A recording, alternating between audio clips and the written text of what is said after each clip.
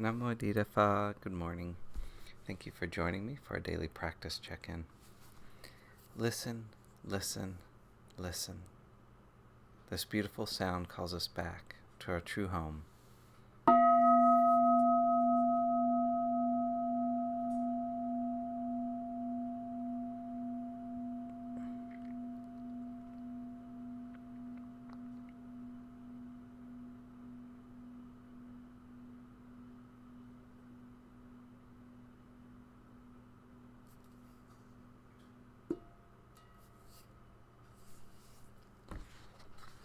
The second mindfulness training.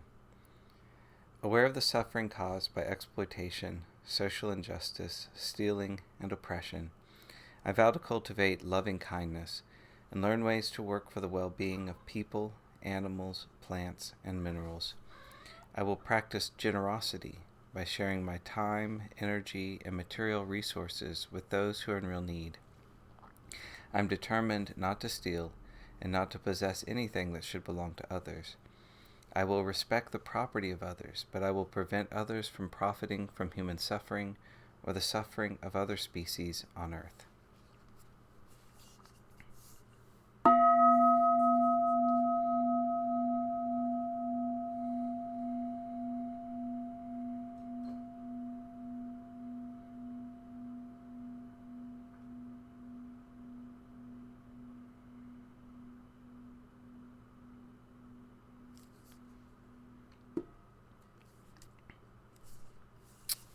For our Dharma readings, we've been reading a book by the nuns of Amaravati called The Body, Dhamma Reflections on Sickness, Aging, and Death.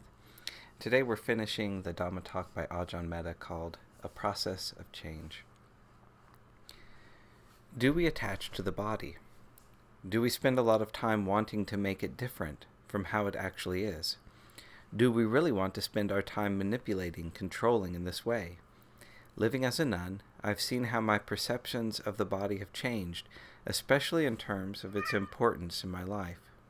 It's become obvious to me that attaching to the body is so easy to, and yet so unnecessary, almost a waste of time. I can never forget how much time I used to spend as a laywoman, doing my hair, looking for the best diet, finding the clothes that suited me best. I think you all know what I'm talking about. All of this feeds the delusion of a self-image, that our bodies represent a self which in fact does not really exist, except in our minds. Our bodies are what they are, and when we look deeper, we can see that they are only these processes unfolding, this constant flow of forming and reforming.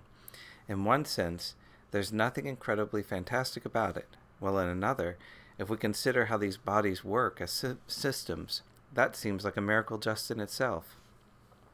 So, if there's anything fantastic about it, then it is inherent in all of us, in all of our bodies, in all of these processes of change. If the body is well, it is an excellent vehicle for liberation. If it is not, and we fall into lamentation and wishing it to be otherwise, we actually lose our perspective of it. In studying this subject of the elements, what fascinates me is how we can use the elements and the processes that unfold as a contemplation. We can do this, for example, in our formal practice of walking meditation, by not seeing it as the body walking, but as a process of these elements at work.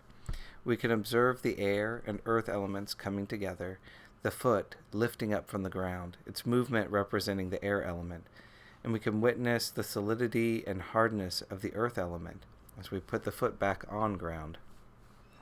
Or when we look at the breathing process,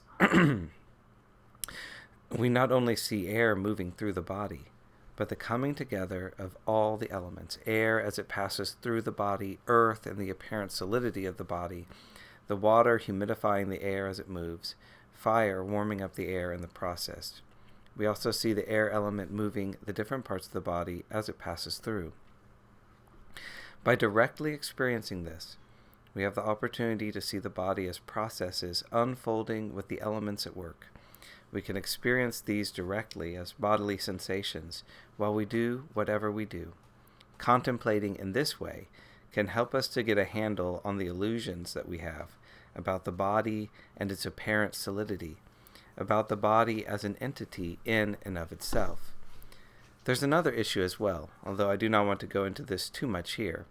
When strong levels of concentration are developed, these can lead to altered states of perception. Our perceptions change, and in the process we are developing powerful mental abilities. What I want to point out here is that these elements can be changed, transmuted, or transformed just by mental powers. Isn't it fascinating that believing something to be solid and existing in a certain way is just one possible way of looking at it? Doesn't how we see things depend entirely on our perspective? If we believe our perceptions about the world, others, or even ourselves, and think that this is the only way of seeing and experiencing, aren't we deluding ourselves? Reality is simply not like that. It has many more facets that we do not yet know.